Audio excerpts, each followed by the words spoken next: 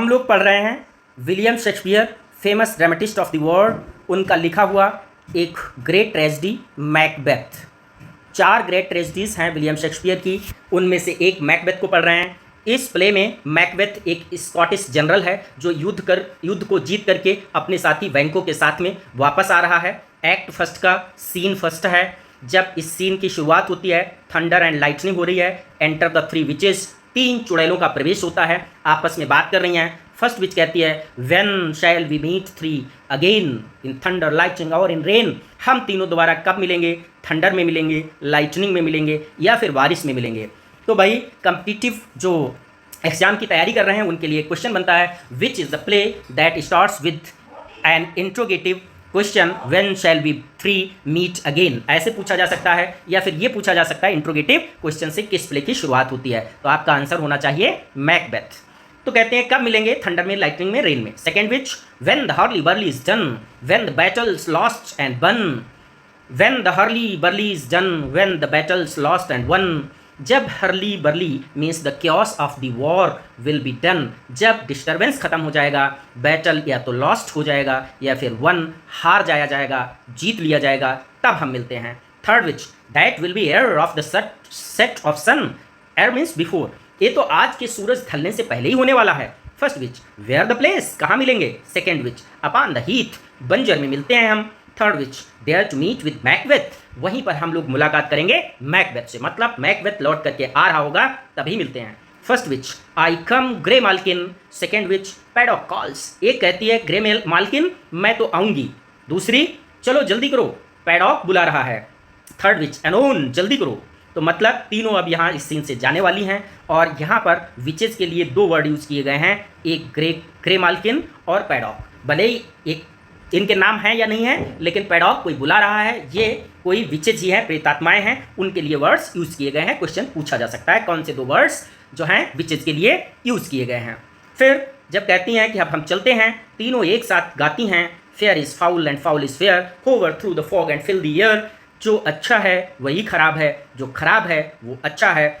चलिए हम लोग हॉवर करते हैं, मंडराते हैं, उड़ते हैं, कहाँ? फॉग में या फिर फिल द एयर, जहाँ गंदी हवा मिले वहाँ पर हम लोग चल करके हॉवर करते हैं। तो फिर भाई ये जो लाइन है आपके सामने fair is foul and foul is fair, ये बहुत ही क्लासिक लाइन है, क्लासिक स्टेटमेंट है, यूनिवर्सल है। इसमें क्या कहा गया है? Fair is foul and foul is fair, जो अच्छा होता है वही खराब होता है, जो खराब होता है वही अच्छा होता है। ये सार्वभौमिक सत्य है, तब भी सही था, आज भी सही है। विलियम शेक्सपियर की लिखी हुई लाइन है कि भाई बहुत जगह पर खराब को ही अच्छा माना जाता है और अच्छे को खराब। हर जगह, चाहे राजनीति में देख लें, चाहे सामान्य जीवन में, बुरे लोगों को ही लोग अच्छा मानते हैं और जो अच्छे होते हैं उनको उतना इंपॉर्टेंस मिलता नहीं है।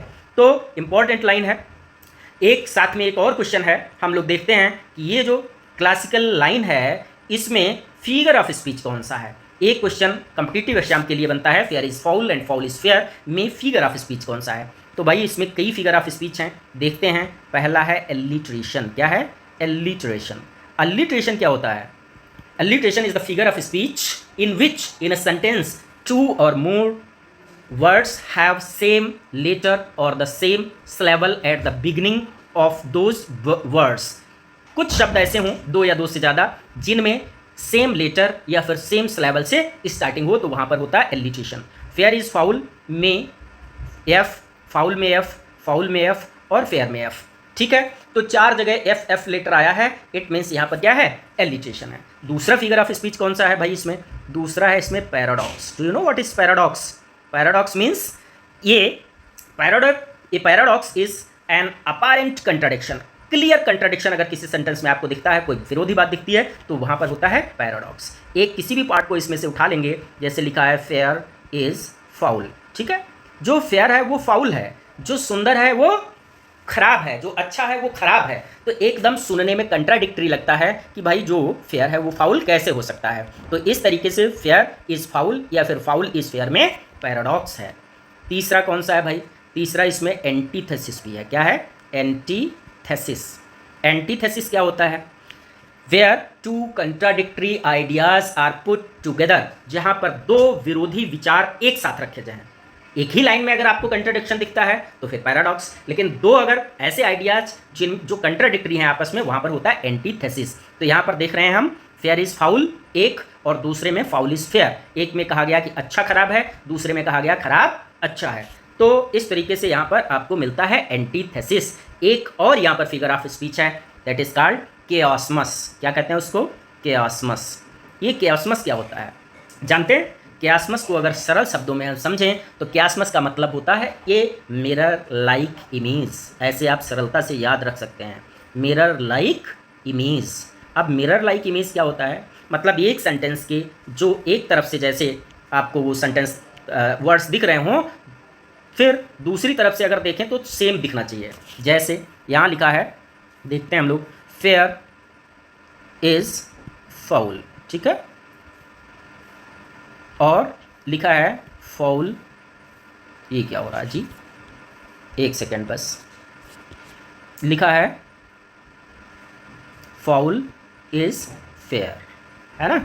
अगर यहाँ पर मिरर लगा दिया जाए तो बिल्कुल फेयर इज फाउल, अगला वर्ड जो है वो फाउल से स्टार्ट होता है, ठीक उल्टा दिखेगा, फाउल इज फेयर। या फिर दूसरा एग्जाम्पल देख लेते हैं, जैसे जॉन कीट्स की लाइन है, ब्यूटी इज ट्रुथ, है ना, और ट्रुथ इज ब्यूटी।